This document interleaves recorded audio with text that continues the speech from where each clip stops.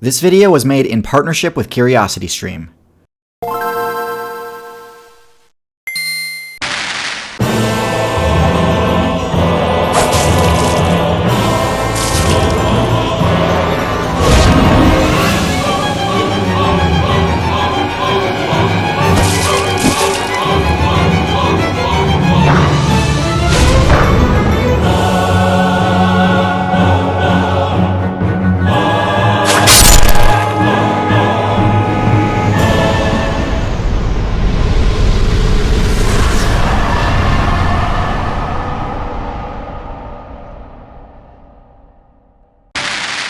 Humans are the current #1 build in the meta, but they haven't always reigned supreme. In fact, at first they were one of the least powerful builds in the meta, and it took several buffs, refinements, and tweaks before the human became even remotely threatening within its home server of Africa. So today, we're going to break down all the different variations of the human build throughout the history of Outside and discuss their unique traits, stats, and abilities, with the hope of demonstrating why some of these skill tree choices worked, while others couldn't compete. The first players to unlock the human class were a group of African primate mains that switched from the knuckle-walking quadrupedal build to a bipedal one. It's important to note that at this point, they hadn't sacrificed their arboreal mobility perks yet, and relied heavily on their ability to climb to escape danger. The top tiers at the time were all large terrestrial mammal builds far too strong for Australopithecus to challenge them, so their only option was to avoid them. It might seem counterintuitive to switch to a bipedal build when your playstyle is centered around the arboreal zone, but the reason this was so crucial was because it freed up their hands to be able to carry items back to their tree. This was the first step towards refining the cooperative, loot-sharing playstyle that have made humans so dominant in the current meta. Now, you might be surprised to learn that the devs have nerfed humans in the past. The tree-dwelling strategy was seen as a cheap way to avoid dealing with other players, and so the devs decided to reduce the number and size of trees in the Africa server. This forced humans to ditch their arboreal strategy and spec into ground-based abilities. And for a while, humans got absolutely bodied by other players. Even with the ability to use items and create tools, the other builds in the region, like saber-tooths and giant hyenas, were far too strong for humans to deal with. They had to rely solely on the thieving skill to get by, but this disadvantage was slightly mitigated by their newfound ability to crack bone using tools, letting them scavenge for marrow after big cats had finished with a kill. Once humanity had scraped together enough evolution points by scavenging, they finally got to level up some of their stats and give themselves the ability to survive by hunting rather than scavenging. They spec'd into longer legs and less body hair, allowing them to finally unlock one of the human's most powerful signature abilities, sweating. Sweating allows the player to recharge their stamina even while moving, whereas other builds are forced to stop and use the pant ability to recharge stamina. They could justify putting all of their evolution points into mobility rather than power, because by this point they'd also leveled up their crafting enough to make spears, the staple best-in-slot two-handed weapon until the invention of gunpowder. A sustainable source of meat is worth a lot more XP than fruit or scavenged marrow. So much so that this let humans finally start leveling up their intelligence to a truly staggering level, promoting both cooperation and innovation. But once again, nerfs were on the way. Just before the Ice Age balance patch hit, a faction of the human player base migrated servers, establishing themselves in the Europe server. Most of the others stayed in Africa.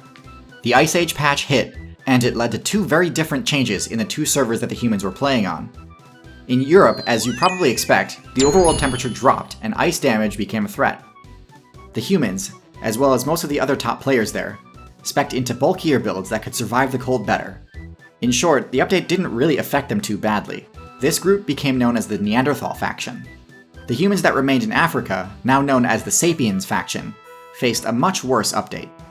Ironically, during the Ice Age, Africa got hotter and drier. The large herbivores humans had such a good matchup against all left, and the human player base in Africa was reduced to the brink of extinction, with player counts below 10,000.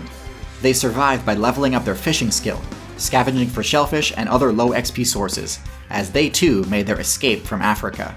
When they finally escaped Africa, they were finally back in a server that they could thrive in, but they had competition. Neanderthals had the highest stats of any human build in history. They had bigger brains, more girthy bodies, stronger muscles, just undeniably a more viable build compared to Sapiens. So by this point I'm guessing you're wondering, well, if Neanderthals were more powerful, why is it that eventually the Neanderthals lost the faction war to the Sapiens? It turns out that their physical superiority was actually their downfall.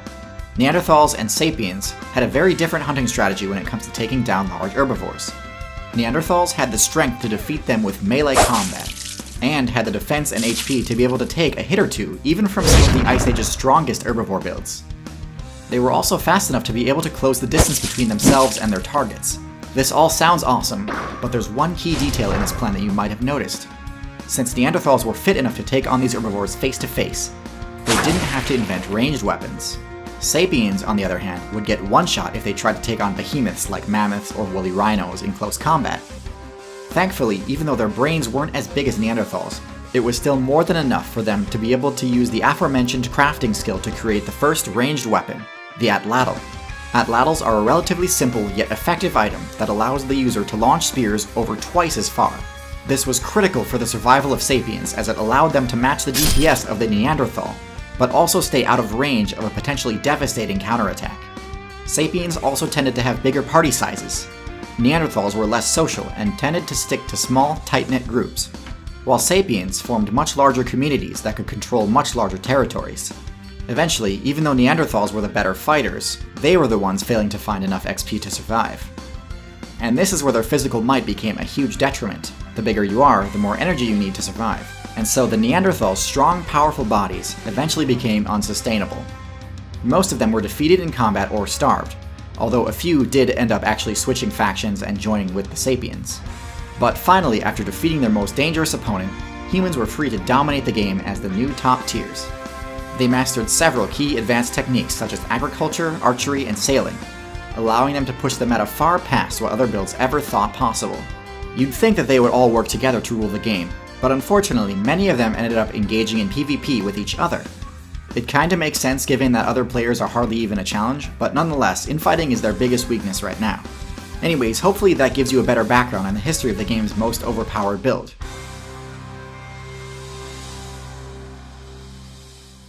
Oh, by the way, I bet many of you noticed the incredible footage of ancient hominids that I used in this video. This footage is from a brand new documentary called Out of the Cradle, which was animated by Square Enix, the masterminds behind the Final Fantasy and Dragon Quest video games. It's available right now on CuriosityStream, a streaming service that has over 2,400 titles, including many of my personal all-time favorites, like Walking with Dinosaurs, Ice Age Giants, and of course, Out of the Cradle. The subscription is only $2.99 a month, but if you go to curiositystream.com/Tierzu right now and use the promo code Tierzu, you can get a whole month for free. So please, go check out Out of the Cradle. I can genuinely say that it's got some of the best animation of any prehistoric documentary I've seen. Anyways, thank you all so much for watching, and thanks especially to my patrons on Patreon. Until next time, good luck out there.